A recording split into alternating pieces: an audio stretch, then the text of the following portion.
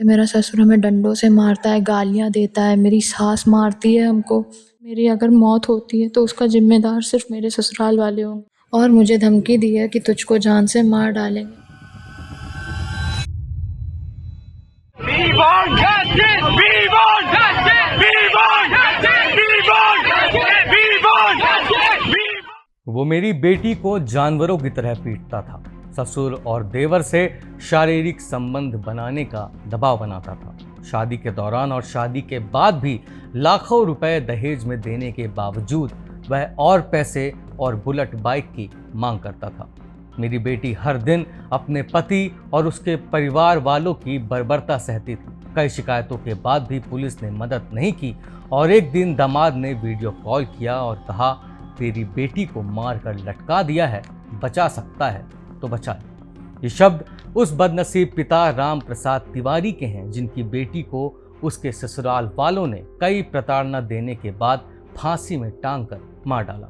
मामला उत्तर प्रदेश के कानपुर के कल्याणपुर इलाके का है, जहां 22 अगस्त के दिन 20 साल की दिशा तिवारी का शव उसके ससुराल में फंदे से लटका मिला। शुरुआत में पुलिस को जैसा लगता है वैसा ही लगा। पुलिस ने इसे आत्महत्या माना, लेकिन जब इस घटना का वीडियो सामने आया तो सब कुछ स्पष्ट हो गया। 22 अगस्त को दिशा की हत्या से पहले उसके पति हिमांशु पांडे, सास आशा पांडे और देवर ऋषभ पांडे ने उसकी जमकर पिटाई की। वह अपनी जान बचाते हुए बालकनी में आकर छिप गई। इतने में देवर ऋषभ उसे घसीटते हुए एक कमरे में ले गया। वो जोर जोर से चीखती रही, मदद की गुहार लगाती रही। तभी उसकी सास ने बालकनी का गेट बंद कर दिया और दिशा की आवाज आना बंद हो गई। उसकी चीख सन्नाटे में बदल गई। इसके बाद ही आरोपी हिमांशु का दिशा के पिता को वीडियो कॉल किया और उसने कहा, तेरी बेटी को मारकर लटका दिया है। घटना वाली जगह से 5 किलोमीटर दूर रहने वाले दिशा के पिता राम प्रसाद तिवारी जैसे ही अपनी बेटी के ससुराल पहुंचे तो देखा उसका शव बिस्तर में पड़ा हुआ था। दिशा की शादी पिछले साल 27 फरवरी 2024 को स्पोर्ट्स टीचर हिमांशु से हुई थी। वो अपनी शादी को लेकर काफी खुश भी थी।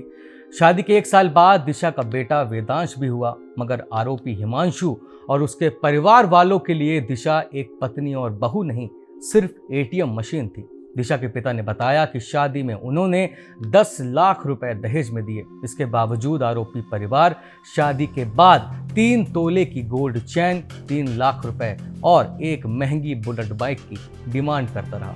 होमगार्ड की नौकरी करने वाले दिशा के पिता ने जैसे तैसे 2 लाख रुपए का इंतजाम किया, मगर दिशा पर ससुराल वालों की दहेज के नाम पर प्रताड़ना जारी रही। आरोप ये भी है कि दिशा का पति उसे अपने पिता यानी कि दिशा के ससुर शिव मोहन पांडे और देवर ऋषभ से शारीरिक संबंध बनाने का दबाव बनाता था। एक बार तंग आकर वह पुलिस के पास जाने लगी तो आरोपी के मामा पुत्तन अग्निहोत्री ने जबरन समझौता करा दिया। दिशा ने 4 मई को एक ऑडियो रिकॉर्ड किया था जो उसकी मौत के बाद सामने आया, जिसमें उसने अपने साथ हो रही बर्बरता के बारे में बताया था। मैं दिशा पांडे, वाइफ ऑफ हर्षित पांडे, जो कि अपने मायके में आई थी, और उसके बाद मेरा पति आज 4 मई 2025 को मुझे घर वापस लेके जा रहा है और मुझे धमकी दी है कि तुझको जान से मार डालेंगे। अगर इन केस मुझे कुछ भी होता है तो उसका जिम्मेदार सिर्फ मेरा पति, सास, ससुर और देवर ही होगा। वो लोग मुझे बहुत मारते हैं, गंदे तरीके से बर्ताव करते हैं। मेरे पापा ने सब कुछ दिया था, हर एक चीज़ दी थी। 10 लाख रुपए तिलक में चढ़ाया था। पापा के सामने, तिलक में सबके सामने उन्होंने पैसे नहीं लिए। फिर उसके बाद दूसरे दिन मेरे भाई को धमकाया कि अगर 10 लाख रुपए नहीं दोगे तो तुम्हारी बहन को प्रताड़ित करेंगे। तो मेरा भाई तुरंत 10 लाख रुपए देने गया था तिलक के दूसरे दिन। अब फिर भी सब लोग मुझे बहुत मारते। मेरा ससुर हमें डंडों से मारता है, गालियाँ देता है, मेरी सास मारती है हमको। मेरे बच्चा पेट में था तब मेरे आदमी ने हमको बहुत मारा था, उसका प्रूफ है। मेरे फ़ोन में सारी फ़ोटोज़ हैं, मम्मा के फ़ोन में सारी फ़ोटोज़ हैं। हर बात पे धमकी देता है, ऐसा करो नहीं तो बहुत। मैं यहाँ से जा तो रही हूँ, लेकिन मेरी अगर मौत होती है तो उसका ज़िम्मेदार सिर्फ मेरे ससुराल वाले होंगे, जिसमें मेरा पति इंक्लूडेड होगा और मेरी सास, जिनका हाथ सबसे ज़्यादा है इन सब चीज़ों में, और ससुर का। देवर भी मुझे बहुत गंदी गंदी गालियाँ देता है, बहुत गंदी तरीके से बर्ताव करता है मेरे साथ, मारता पीटता है। पैसे, सोने की चैन और बाइक की डिमांड को लेकर आरोपी परिवार ने आखिरकार दिशा को पीट पीट कर फांसी में चढ़ा दिया और उसे मार डाला। मोहल्ले वाले जिन्होंने ये वीडियो बनाया, किसी ने इस अत्याचारी परिवार के खिलाफ आवाज नहीं उठाई, पुलिस को सही समय पर फोन नहीं लगाया। हत्या के बाद फरार आरोपी परिवार को खोजने में पुलिस ने भी कम लापरवाही नहीं की। हत्या के अगले दिन दिशा के शव को सड़क में रखकर धरना दे दिया गया। इसके बाद दिशा के भाई गौरव को भी हिमांशु का कॉल आया और उसने बुरा अंजाम भुगतने की धमकी दी। उसका फोन चालू था, लेकिन पुलिस उसे हत्या के 24 घंटे के बाद भी पकड़ न सकी। हालांकि पुलिस ने वारदात वाले दिन ही घर के पास से सास आशा पांडे, ससुर शिवमोहन और देवर ऋषभ को गिरफ्तार कर लिया था। इस घटना ने कानपुर को अंदर से झकझोर दिया। दिशा को न्याय दिलाने के लिए कैंडल मार्च निकाले गए और जब प्रेशर बढ़ा तब जाकर हिमांशु पांडे की गिरफ्तारी हुई।